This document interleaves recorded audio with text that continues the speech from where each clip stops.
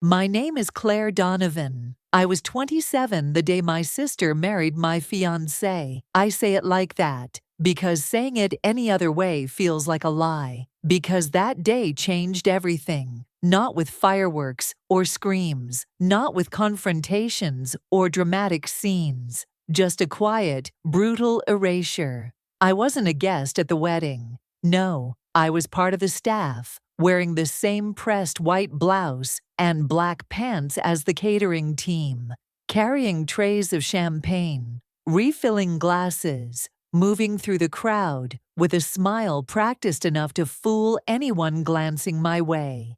Except no one really looked. Lily, my sister, stood at the center of attention, bathed in light and applause.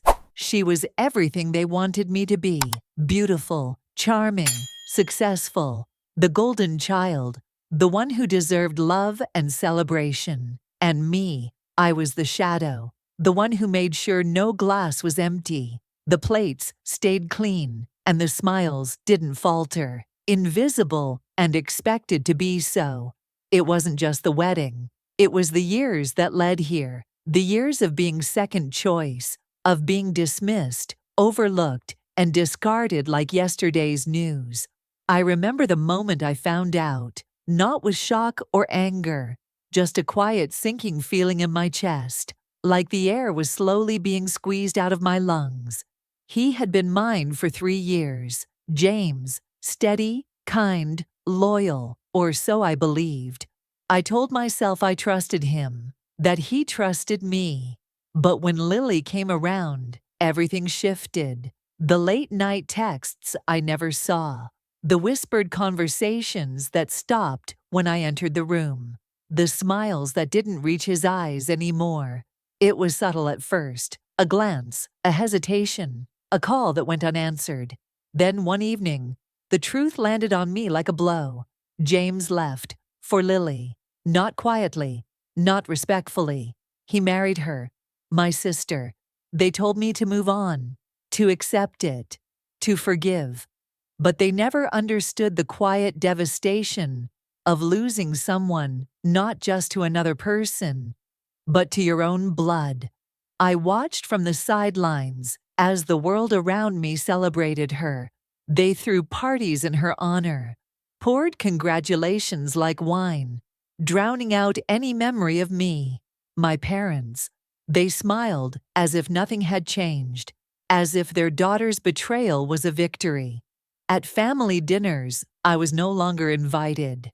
At holidays, no call. When I reached out, my messages were ignored or met with vague excuses. I was cut out entirely. The sister who had been a shadow, a background, a servant to their pride, was now a ghost. That empty apartment became my refuge. 4 walls that witnessed silent tears and endless nights of wondering what I had done wrong. But I refused to disappear, refused to be the forgotten sister. I began to build, quietly, discreetly. I found an investor willing to trust me, a man who saw beyond my family's version of failure. James was out of my life, but I was taking control of mine. I worked harder than ever, building a life and a future that no one could take from me. That was the plan. To rise so high that even Lily's shadow couldn't reach me. So when I heard about the building she lived in, a luxury complex owned by an absentee landlord, I smiled. Because I was going to be that landlord, and she wouldn't know until the eviction notice was signed with my name. I wasn't going to scream. I wasn't going to rage. I was going to own it all.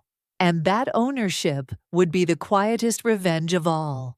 I grew up in a house where silence was louder than any argument, and smiles were weapons sharpened against one another, where the spaces between words often said more than the words themselves. My parents, Margaret and Henry Donovan, had made it clear from the start. Lily was their shining star, the one who carried the family's hopes and expectations. The daughter they wanted, the daughter they talked about. I was the shadow, the one who stayed quiet so the noise wouldn't come crashing down on the house. The one who learned early that being seen too much was dangerous, that attention could break you. Lily was the golden child, the polished pearl, perfect grades, perfect hair, perfect smile. No matter how brittle it might have been beneath, she knew how to charm the right people at the right moments. And she did it effortlessly. I was the opposite, not because I chose to be invisible, but because that was what was expected of me. When I asked for the same opportunities Lily received, the answers were always the same. We have to be practical. Your sister is more gifted. You should be grateful for what you have. I became the responsible one, the daughter who helped keep things together. They praised Lily endlessly. She was their future. I was the placeholder. At school, Lily was the queen bee, captain of every club, lead in every play, the girl who sat front and center in every photograph. I was the shadow behind the curtain, the reliable one who never caused trouble. I remember my high school graduation day, standing at the back of the crowd, watching Lily walk across the stage to thunderous applause. Her parents cried. Her teachers beamed. I clapped quietly. No one noticed. At the dinner afterward, Lily was toasted like royalty. She's going to change the world, they said. I sat quietly, my hands folded in my lap. Even James, the man who would become mine, was there, his attention never fully on me. Our parents watched him with a smile that told me everything I needed to know. They saw Lily and James as a perfect match. When James and I started dating, I thought maybe things could change. Maybe I could finally step out of the shadow and be seen. But Lily was already woven into his world. Their friendship deepened in ways I couldn't reach. I ignored the whispers and the small betrayals. Until one night, I found a text on his phone, a message from Lily. I can't wait to see you tonight. I said nothing. I left without confrontation. It was the moment I realized I had to fight for myself, because no one else would. My parents never hid their favor. I was told I was too serious, too demanding, too much work. Lily was effortless, the daughter they boasted about. When Lily and James announced their engagement, the family erupted with joy. I got a text from my mother. "We're so happy for Lily. I hope you can be happy too." I didn't reply. Invitations came for everyone, except me. I was told it was an oversight. No one called to apologize. I wasn't supposed to feel hurt, supposed to understand, but I didn't. I was broken and furious. I left town, moved into small apartments, worked late nights, built a life piece by piece. It was there I met Daniel, quiet, patient, an investor who didn't judge my past. He saw my drive, my determination. We started small, buying rundown properties, fixing them up, renting them out. Daniel never asked for details about my family. He didn't want my story, just my trust. I gave it. Together, we built a portfolio, properties with potential, a future I could shape myself. I kept my past locked away, kept my pain tightly contained, focused on growth, on building something they could never take away. I wasn't in a hurry. I wasn't loud. I was precise, because one day I'd have the power to remind them who I really was and what they'd lost. The quiet daughter, the one who survived, the one who would own everything, not out of spite, but out of necessity. Because when you're left nothing, you learn to build from nothing. I learned to wait, to watch, to plan. The first step would come when the time was right. They say time heals all wounds. I don't believe that. Time only buries them, covers the cracks with dust, and pretends everything beneath is untouched. But beneath the surface, the fractures deepen. When Lily and James got married, I was no longer family, not in their eyes, not in the invitations, the phone calls, or the photos.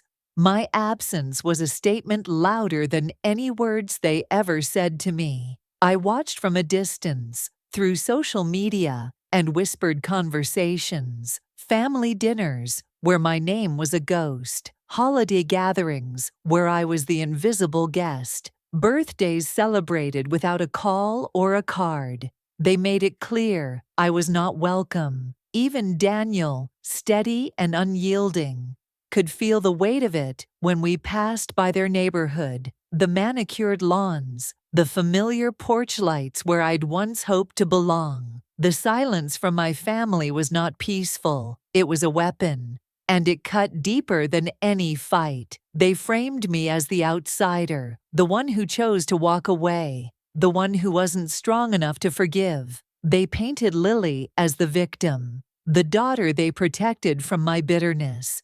I was tired of the narrative. I was tired of pretending the cuts didn't bleed.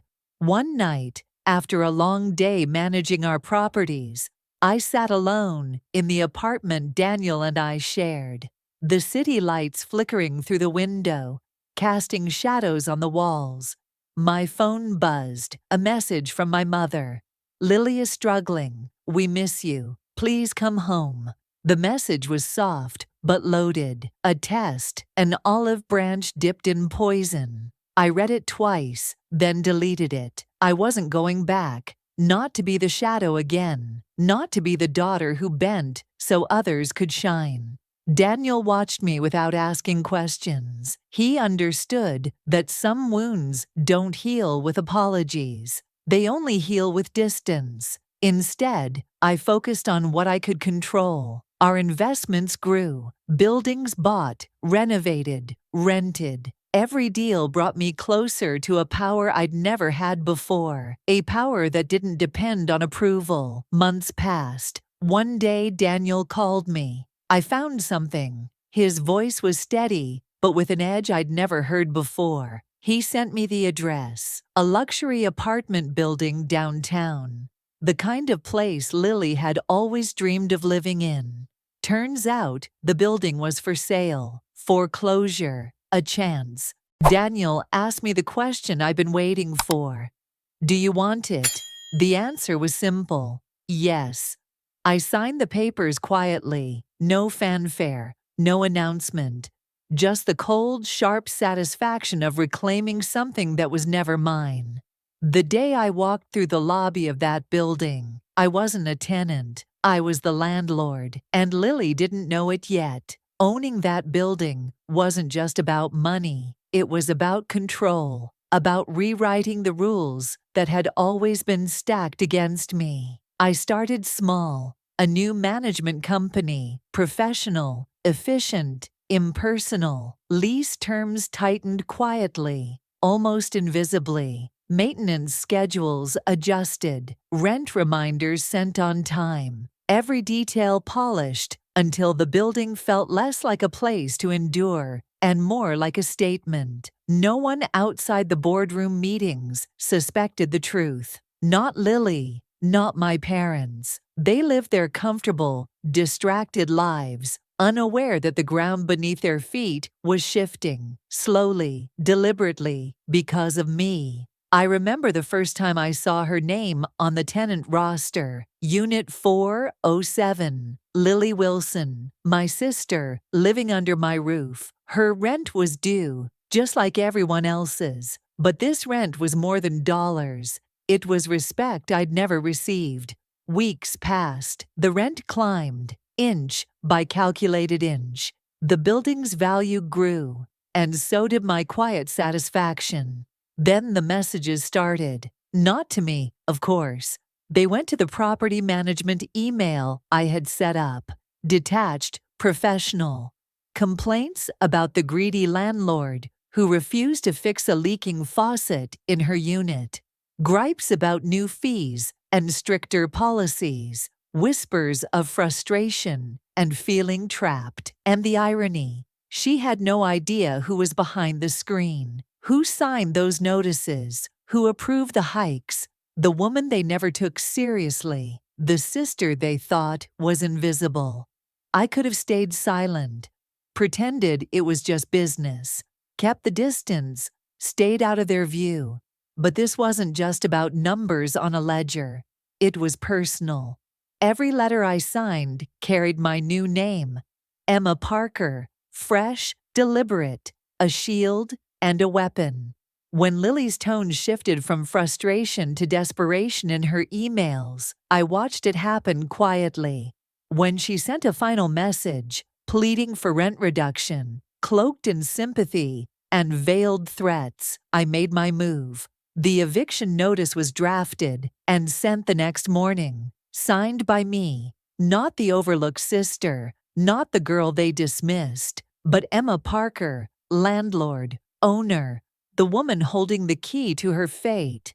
I imagined how it must have hit her when the realization dawned that the woman she'd dismissed, the one she thought she'd beaten by stealing everything, was now the one with the power to take it all away. There was no need for confrontation, no angry calls, no dramatic showdowns, just quiet, unyielding power.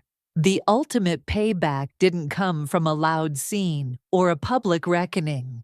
It came in paper-clip notices and legal language, cold, precise, irreversible. Because for years, I was the one who had nothing. Now I was the one who had everything. And this time, I wasn't giving anything away. I wasn't begging for approval. I was collecting what was owed. The family I once belonged to watched from the sidelines. My mother, Diane, didn't understand the full extent of my moves. My father never asked. And Lily, she could only seethe in silence, caught in a web she hadn't even realized I was weaving. Power, I learned, isn't always loud. Sometimes it's the quietest voice in the room that demands the most attention. I wasn't done yet. This building was just the beginning. The eviction notice was more than a piece of paper. It was a quiet hammer, striking the final nail in the coffin of the life they thought they controlled. Lily called once. Her voice was tight, brittle, like thin ice threatening to crack but not quite breaking. "I don't know what you think you're doing," she said, the accusation hanging heavily in the air. I said nothing. No words could undo what had been done. No explanations would change what was coming. Silence became my language. Actions my voice. The building, once just a property, a structure of bricks and mortar, was now my fortress. Each cracked tile, each flickering hallway light, each shuttered window, they whispered a new story, slow, relentless, inevitable. I wasn't just the landlord, I was the unseen hand shaping their fate. Lily's world began to shrink, quietly, without fanfare, without drama. Rumors stirred like dark clouds in her social circle, whispers about the greedy landlord who refused to bend, who doubled rents without notice, who enforced rules with an iron fist. The woman behind the screen was faceless, an enigma. No one guessed it was me. My parents watched from a distance, bewildered. They couldn't grasp that the quiet daughter they dismissed was now the one holding the keys. Their complacency was my advantage. It gave me space to build, to expand. I bought another building downtown, this time a sleek modern complex. Quiet moves, calculated steps. Investors called discreetly, impressed by my steady hand and sharp mind.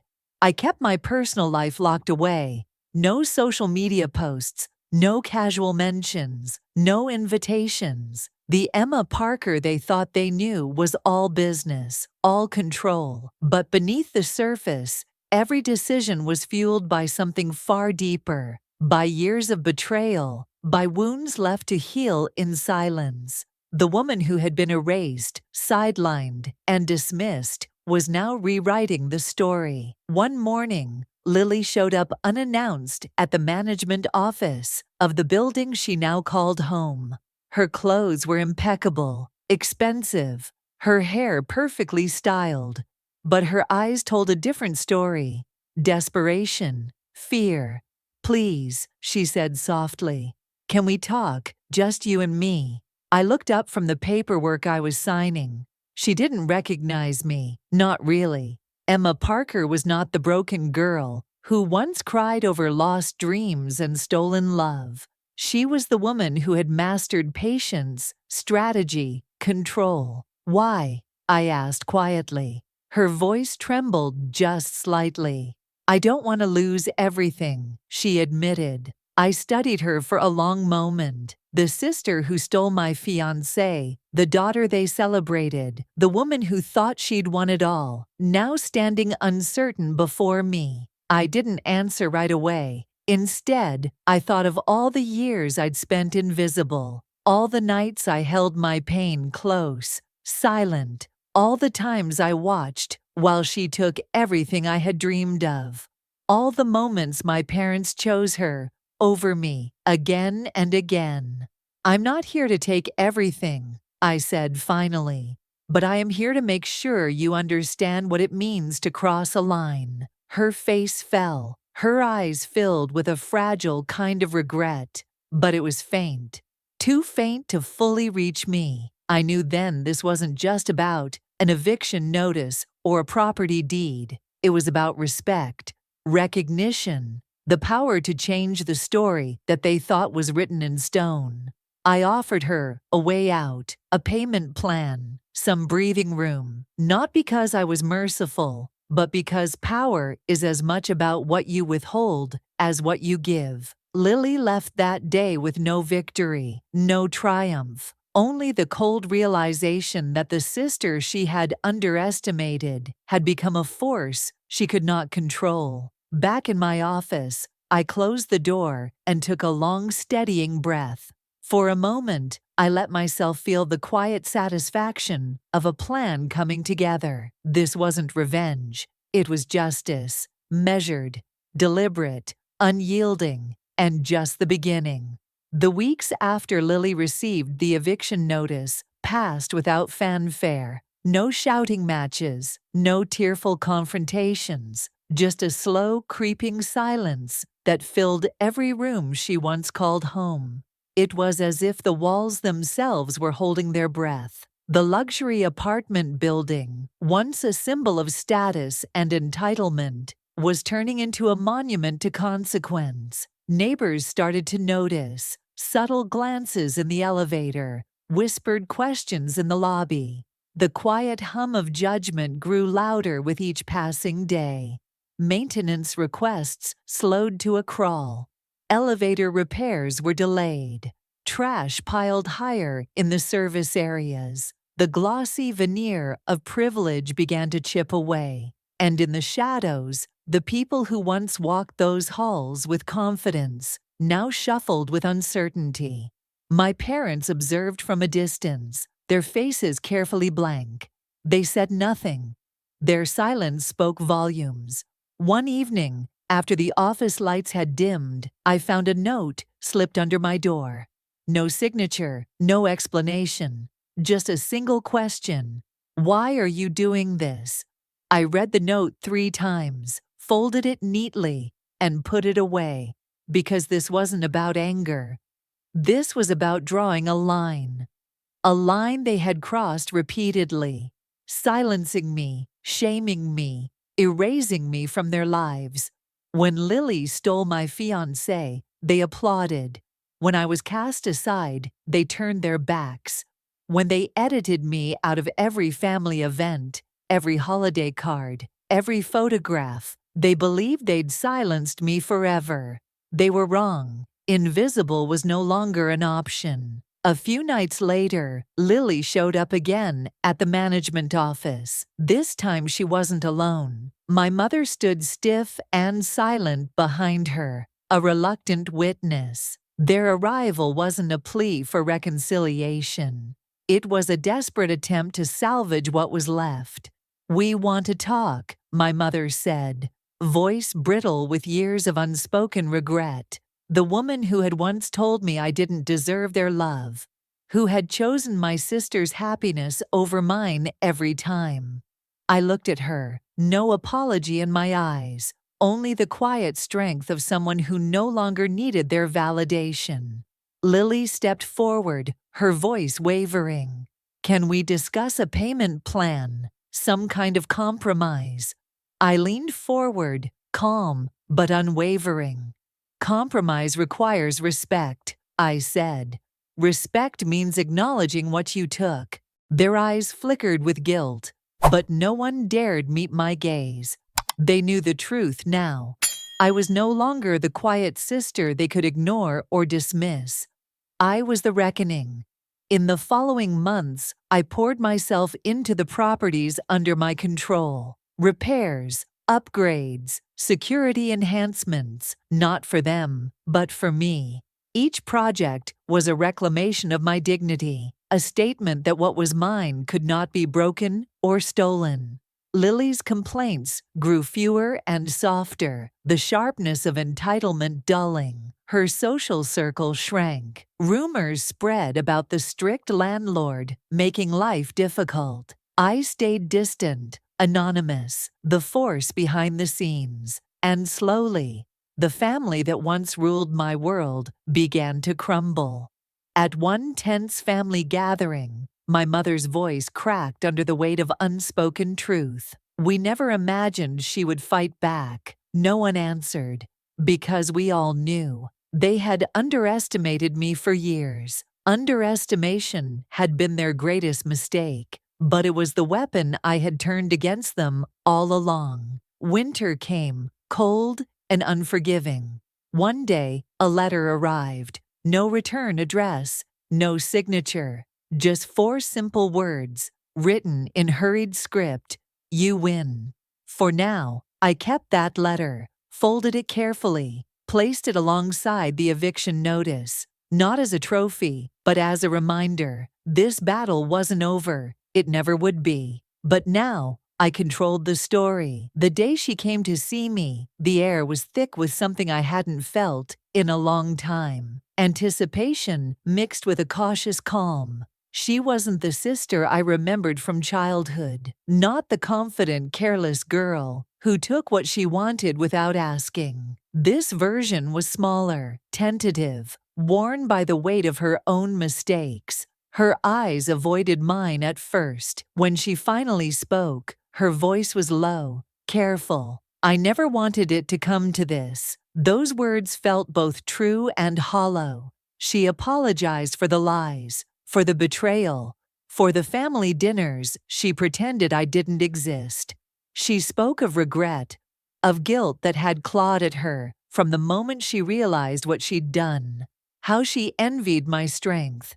Even as she tried to break it, I listened, not out of mercy, not out of hope, but because I owed myself the space to hear it, to own it. When she said, I was wrong about everything, the room held its breath. I could have let those words heal. I could have softened, reached for something like forgiveness, but this wasn't about letting her off the hook. It was about holding her accountable to the truth we both lived through. I told her quietly, but with every ounce of conviction, I'm not here to rebuild what you tore apart. I'm here to stand on what I rebuilt myself. I told her about the nights I cried alone, the days I planned every step of my life without her. I reminded her that she had chosen her path, and I had chosen mine.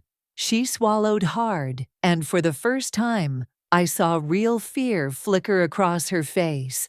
Not the fear of losing me, but the fear of facing the woman I had become. I don't expect you to forgive me, she whispered. No. That was my answer. Forgiveness is a bridge, one you build when you know the other side is safe to cross. Right now, our bridge was still under construction, its pillars forged from truth and respect. She nodded, accepting the distance between us. Before she left, she asked if there was anything left of us worth saving. I paused, because for so long I thought the answer was no. But standing in that quiet room, I realized something else. Family isn't just blood or shared memories. It's the choices we make every day, to heal, to grow, or to walk away. I said, maybe one day we'll find out, but today isn't that day. She left with a final look, one that said she understood, even if she couldn't fix it. I closed the door behind her and let out a breath I hadn't known I was holding. The silence that followed wasn't empty. It was full, full of the weight of all that had been broken, and all that was still mine to hold. I sat alone, letting the quiet wash over me like a long overdue cleansing. No triumph, no victory parade, just peace. Because I wasn't defined by what she took from me. I was defined by what I refused to let go. And for the first time in years, that was enough. The weeks that followed her departure were quieter than I expected. Not because the war was over, it wasn't, but because I had learned something crucial. Power doesn't always roar. Sometimes, power whispers. I spent those days behind the scenes, working in silence, steady as a shadow. No grand announcements, no empty threats, just cold calculation. My marriage had given me more than companionship. It gave me access, discreet, strategic access to an investor who knew the language of influence without ever raising his voice. Together, we started acquiring properties, quietly, methodically. That building where she lived, the luxury apartment complex with the polished lobby and careless tenants, was next. It wasn't just a property to me, it was a statement. When the deal closed, the papers signed with my new last name, I felt a strange surge, not of joy, but of something colder, sharper. I was no longer just a displaced sister. I was her landlord. She didn't know it yet, not at first. I watched from a distance as she complained to the building manager about rising rents, about greedy landlords who didn't care about the people living in their walls. Her voice echoed down the halls I now owned. When the eviction notice arrived, with my signature crisp and unmistakable, I waited for her reaction. I didn't gloat. I didn't call her out. I let the silence speak for me. The notice wasn't just legalese. It was a message written in cold ink. I had reclaimed control, on my terms, without the noise. She stormed into my office weeks later, furious, desperate for mercy or answers. I met her calm with calm.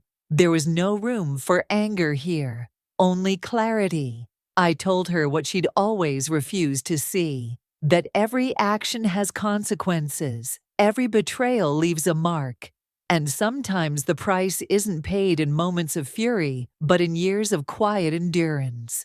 She left that day without resolution, but with a new understanding. I was no longer the sister she could dismiss. I was the one who held the keys, and I wasn't done. Because power, when wielded silently, is unstoppable. The moment the eviction notice hit her hands, everything shifted. Not with screams or confrontations, not with dramatic scenes or public fallout. Instead, it came with the crushing weight of inevitability. She stared at the paper, my signature sharp, my new last name clear. For a moment, I imagined what she felt: shock, denial, the slow sinking realization that the woman she once pushed aside was now the one who held all the cards. But I never expected her to plead. She didn't call, she didn't beg. She vanished into silence. Behind the scenes, I started methodically closing every door. Late payment fees multiplied. Compliance inspections found every minor flaw and violation. Security measures increased. Cameras installed. Access restricted. Keys changed. Every inconvenience piled up like a slow avalanche. She complained to the building manager, who was me. She accused the landlord of greed, cruelty, of unfair tactics, but she never suspected, never guessed. The cold-faced landlord, she cursed, was the sister she had tried to bury. Each call, each complaint was a dagger aimed at a ghost. She was fighting shadows. Her world shrank.